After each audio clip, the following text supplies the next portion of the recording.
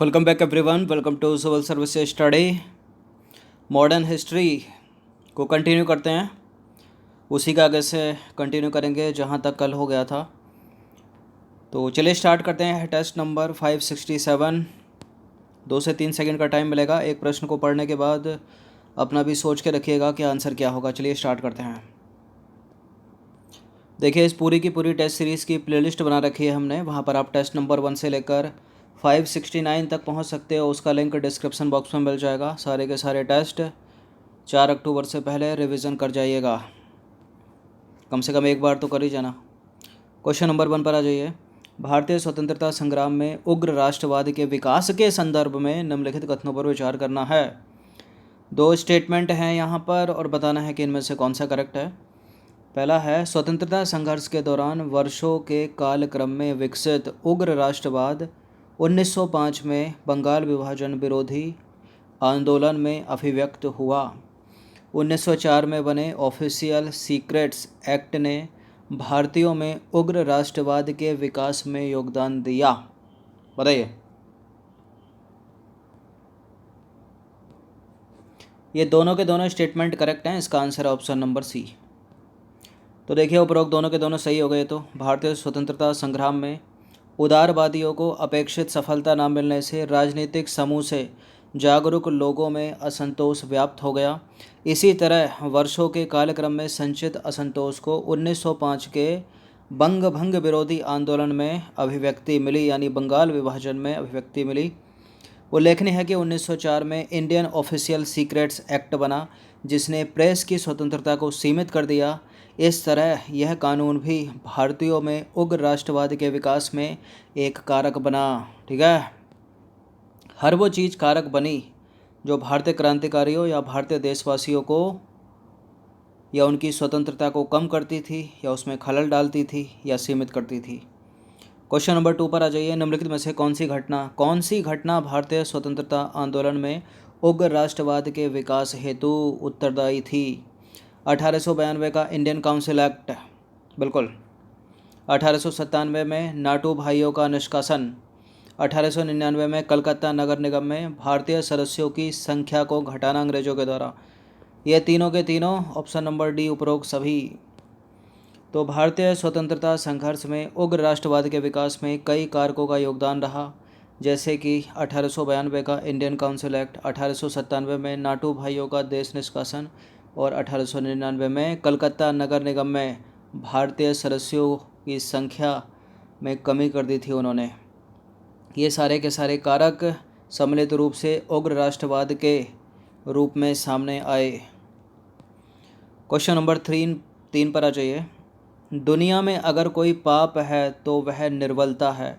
निर्बलता पाप है और निर्बलता मृत्यु है। सत्य यह है कि कोई भी वस्तु अगर तुम्हें शारीरिक, बौद्धिक और आध्यात्मिक दृष्टि से निर्बल बनाती है तो उसे विष समझकर त्याग दो। ठीक है, उसमें कोई जीवन नहीं है और वह सत्य नहीं हो सकती। उपर्युक्त कथन निम्नलिखित में से किसका है? बताइए, किसका कथन है ये? गांधी जी? गलत। Swami Vivekananda, option number B.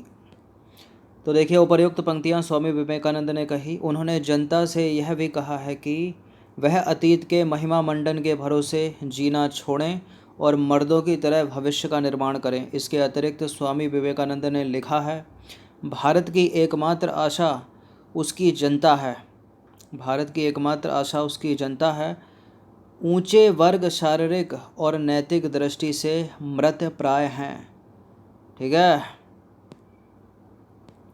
Question number 4 पर आ जाइए। बाल गंगाधर तिलक से रिलेटेड कुछ स्टेटमेंट है यहाँ पर और बताना है कि इनमें से कोई एक गलत कौन सा है। 1895 में बाल गंगाधर तिलक ने शिवाजी उत्सव का आयोजन आरंभ किया। 1886 से 1897 में उन्होंने कर ना चुकाने का अभियान चलाया। उन्होंने मराठी भाषा में मराठा नामक पत्र निकाला।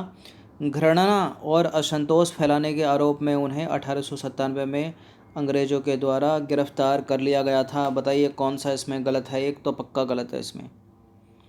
1895 में तिलक ने शिवाजी उत्सव का आयोजन किया, ये करेक्ट है। 1886 से लेकर 97 में उन्होंने कर ना चुकाने का अभियान चलाया, ये भी सही है। घृणा और असंतोष फैलाने के आरोप में उन्हें 1897 में अंग्रेज़ों के द्वारा गिरफ्तार कर लिया गया था, लेकिन मराठा नामक पत्र उन्होंने निकाला, लेकिन वो अंग्रेजी भाषा में था, मराठी में नहीं था। ठीक है, देखिए कुछ स्टेटमेंट लगते होंगे अरे अरे क्या दे दिया ये, कितना डीप, इतना भी डीप पढ़ना पड़ता है क्या? तो ऐसा नहीं है, एग्जामिनर बड़े ही सहज हृदय का व्यक्ति है, वो वहीं उंगली करेगा जो आपने पढ़ा होगा। तो मराठा, बाल गंगाधर तिलक सभी को पता है, थोड़ा डीप पढ़ना उसको, क्योंकि अंग्रेजी भाषा में है ये, मराठी में नहीं है। ठीक है, क्वेश्चन नंबर, इसकी एक्सप्लेनेशन देख लेते हैं। बाल गंगाधर तिलक ने अंग्रेजी भाषा में मराठी समाचार पत्र निकाला था अंग्रेजी में। तिलक ने 1893 में गणपति, और क्या किया इन्होंने, तिलक ने 1893 में गणपति उत्सव का आयोजन आरंभ किया, जिसका उद्देश्य पारंपरिक धार्मिक उत्सव, गीतों और भाषणों के माध्यम से राष्ट्रवादी विचारों का प्रसार करना था। तिलक ने 1896-97 में महाराष्ट्र के अकाल पीड़ित किसानों से कहा कि यदि उनकी फसल नष्ट हो जाए तो वे मालगुजारी ना दें। क्वेश्चन नंबर 5 पर आ जाइए। निम्नलिखित कथनों पर विचार करना है, वो कथन कारण वाला प्रश्न आ गया। अगर दोनों सही होंगे और व्याख्या करेगा तो आंसर ये होगा, अगर दोनों सही होंगे व्याख्या नहीं करेगा तो आंसर ये होगा। इनमें से कोई गलत होगा तो आंसर सी या डी में से दिया जाएगा। तो कथन क्या कहता है, ब्रिटिश सरकार द्वारा 1920 के प्रारंभ में स्वतंत्रता हेतु संघर्षरत क्रांतिकारी आतंकवादियों को आम माफ़ी के तहत जेल से रिहा कर दिया गया। कारण क्या था इसका, अंग्रेजों के इस कदम के पीछे मूल उद्देश्य मोंटेग्यू चेम्सफोर्ड के सुधारों को लागू करने के लिए सद्भावपूर्ण वातावरण तैयार करना था। सोच के देखिए, ये कथन कारण वाले द्वंद्व पैदा करते हैं। सही लग रहा है क्या दोनों? क्योंकि इनमें पहले तो ये पहचानना पड़ता है सही कौन सा है। क्या सही है तो एक दूसरे की व्याख्या कर रहे हैं, मतलब जो कारण है कथन की व्याख्या कर रहा है, और इनमें एक तरह से पॉजिटिव पॉइंट भी होता है, क्योंकि अगर एक भी आपको गलत लग रहा है, थोड़ा बहुत कहीं पढ़ा, तो सीधा इसका आंसर मिल जाएगा, फिर तो ये दोनों हट जाएंगे, इन्हीं में से आंसर आ जाएगा।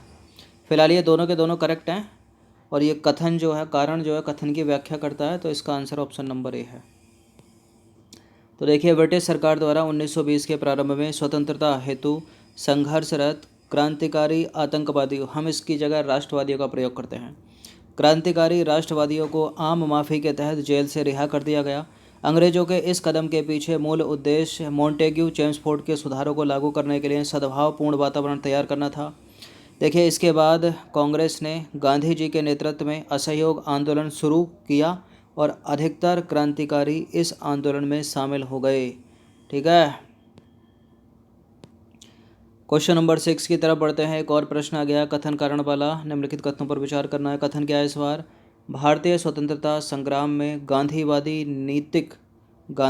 रणनीति के समर्थक नो चैलेंजर्स के रूप में जाने गए। ठीक है, भारतीय स्वतंत्रता संग्राम में गांधीवादी रणनीति के समर्थक नो चैलेंजर्स के रूप में जाने गए। कारण क्या है, नो चैलेंजर्स विधान परिषदों में प्रवेश के विरोधी थे। बताइए, देखिए कथन करेक्ट लग रहा है, नो चैलेंजर्स विधान परिषद में प्रवेश के विरोधी थे, विधान परिषदों में प्रवेश के विरोधी थे भारतीयों के, मतलब भारतीय वो नहीं चाहते थे कि कोई भारतीय जो है ब्रिटिश विधान परिषद में प्रवेश ले। तो करेक्ट तो हैं दोनों के दोनों स्टेटमेंट। क्या व्याख्या करते दिख रहे हैं, नहीं कर रहे, तो इसका आंसर क्या लगाएंगे हम, ऑप्शन नंबर बी। कथन और कारण दोनों सही हैं, किंतु कथन कारण की व्याख्या नहीं करता है। ठीक है, तो देखिए, भारतीय स्वतंत्रता संग्राम में गांधीवादी रणनीति के समर्थक नो चैलेंजर्स के रूप में जाने गए। ये लोग गांधीवादी रणनीति में किसी भी तरह के परिवर्तन के विरोधी थे। वल्लभ भाई पटेल, जवाहरलाल नेहरू, राजेंद्र प्रसाद, सी राजगोपालाचारी और M.A. अंसारी नो चैलेंजर्स के रूप में जाने गए। ठीक है, देखिए, नो चैलेंजर्स विधान परिषदों में प्रवेश के विरोधी थे। इनका मुख्य उद्देश्य विधान परिषद के बाहर रहकर रचनात्मक कार्य, बहिष्कार व असहयोग को अंजाम देना था। ठीक है, क्वेश्चन नंबर 7 पर बढ़ते हैं। निम्नलिखित पर विचार करना है। एक और प्रश्न कथन और कारण से। कथन क्या कहता है इस बार? अक्टूबर 1924 में कानपुर में हिंदुस्तान रिपब्लिकन एसोसिएशन का गठन किया गया। क्यों किया गया? कारण क्या है इसका? हिंदुस्तान रिपब्लिकन एसोसिएशन का उद्देश्य यूनाइटेड स्टेट्स ऑफ इंडिया की स्थापना करना था, तो इसलिए किया गया होगा। बिल्कुल करेक्ट है, दोनों के दोनों स्टेटमेंट व्याख्या कर रहा है इस बार। तो इसका आंसर हो जाएगा कथन और कारण दोनों सही हैं। कारण कथन की सही व्याख्या करता है। तो क्रांतिकारी गतिविधियों को अंजाम देने के लिए अक्टूबर 1924 में कानपुर में राम प्रसाद बिस्मिल, योगेश चटर्जी, सचिंद्र नाथ सान्याल ने हिंदुस्तान रिपब्लिकन एसोसिएशन का गठन किया। अलग से प्रश्न पूछा जा सकता है कि निम्नलिखित में से कौन हिंदुस्तान रिपब्लिकन एसोसिएशन के गठन से जुड़ा है? तो सचिंद्र नाथ सान्याल, योगेश चटर्जी, राम प्रसाद बिस्मिल। हिंदुस्तान रिपब्लिकन एसोसिएशन का उद्देश्य सशस्त्र क्रांति के माध्यम से औपनिवेशिक सत्ता को उखाड़ फेंकना और एक संघीय गणतंत्र यूनाइटेड स्टेट्स ऑफ इंडिया की स्थापना करना था। तो दूसरा भी सही हो गया और व्याख्या भी कर रहा है। क्वेश्चन नंबर 8 पर आ जाइए। क्रांतिकारी गतिविधियों पर आधारित पाथेर दाबी नामक उपन्यास निम्नलिखित में से किसके द्वारा लिखा गया है?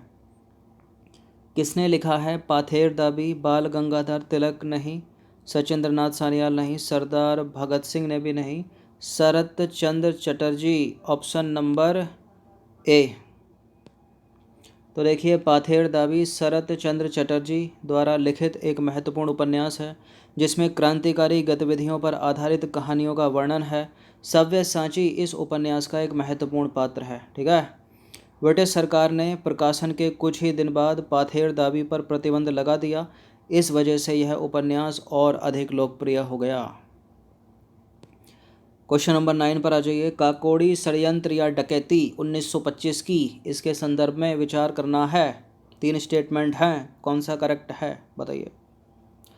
इस घटना को हिंदुस्तान रिपब्लिकन एसोसिएशन ने अंजाम दिया था क्या? इसके तहत लखनऊ के नज़दीक काकोरी नामक स्थान पर 8 डाउन रेलगाड़ी को रोककर ब्रिटिश सरकार के सैन्य हथियार लूट लिए गए।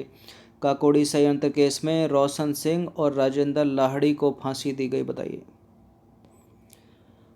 मोस्ट इम्पोर्टेंट है काकोरी षड्यंत्र 1925 या काकोरी डकैती 1925। इसके अलावा चौरी चौरा कांड 1922 का मोस्ट इम्पोर्टेंट है हर कम्पिटिटिव एग्ज़ाम के लिए, चाहे सी ग्रुप का हो, डी ग्रुप का हो या ए ग्रुप का हो।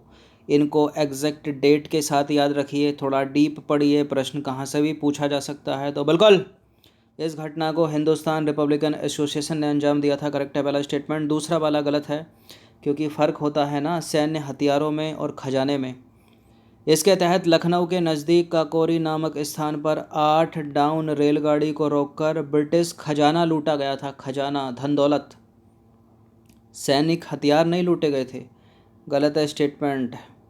काकोरी षड्यंत्र केस में रोशन सिंह और राजेंद्र लाहड़ी को फांसी दी गई थी। बिल्कुल बिल्कुल 1 और 3 सही हैं।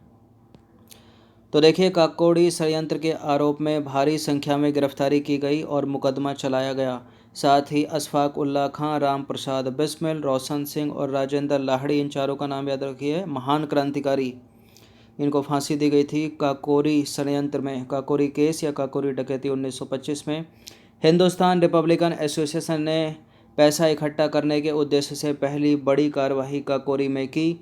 9 अगस्त 1925 को लखनऊ के नज़दीक काकोरी नामक स्थान पर 8 डाउन ट्रेन, ये गाड़ी का नाम है, मतलब देखा होगा आपने, लिखा होगा डाउन अप, तो 8 डाउन रेलगाड़ी या ट्रेन को रोक लिया गया उसको, और रेल विभाग का खजाना इन क्रांतिकारियों ने लूट लिया।